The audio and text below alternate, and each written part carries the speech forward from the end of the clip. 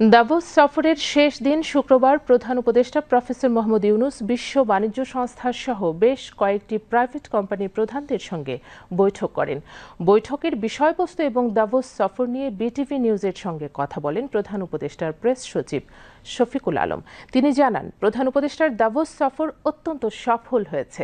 শফিকুল আলম বলেন, প্রধান উপদেষ্টা চান বাংলাদেশ একটি বড় এক্সপোর্ট হাব হিসেবে গড়ে উঠবে এবং যেখানে লক্ষ লক্ষ তরুণের চাকুরির সুযোগ তৈরি হবে।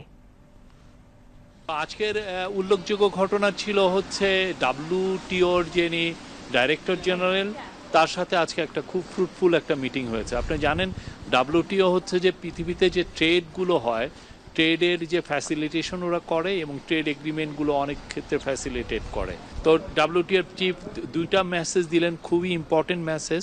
প্রথম মেসেজ হচ্ছে যে বাংলাদেশকে ওনারা হেল্প করবেন স্মুথ যাতে LDC থেকে বাংলাদেশের গ্র্যাজুয়েশন হয়। বাংলাদেশ গ্র্যাজুয়েশন করতে চাচ্ছে মিডল ইনকাম কান্ট্রি হিসাবে, তো সেখানে কিছু কিছু সমস্যা তৈরি হতে পারে, বিশেষ করে যে সমস্ত কান্ট্রিতে, বিশেষ করে ইউরোপে আমরা এভরিথিং বাট আর্মসের আন্ডারে ডিউটি ফ্রি অ্যাক্সেস পাচ্ছি।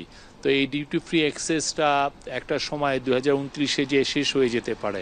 এই জায়গাগুলো যাতে আমাদের ট্রানজিশনটা স্মুথ হয়, আমরা যেহেতু কন্টিনিউ টু বেনিফিট ফ্রম আমাদের অন্যান্য যেগুলো আমরা ডিউটি ফ্রি অ্যাক্সেস পাচ্ছি, সেই জায়গাগুলো যেন ইনট্যাক্ট থাকে, সেই পুরো বিষয়টাই WTO বাংলাদেশকে হেল্প করবে, উনি অ্যাসুর করেছেন। Bangladesh is now open for business.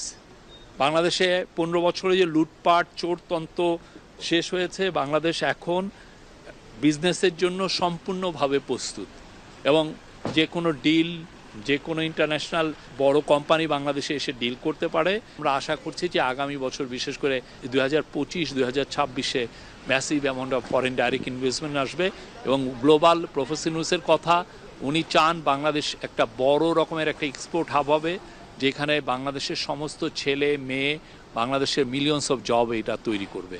সে লক্ষ্যে আমরা ড্যাভোসে এসেছি এবং ড্যাভোসে আমরা বলতে পারি যে প্রফেসর ইউনূসের মেসেজটা ড্যাভোস খুব ভালোভাবে নিয়েছে।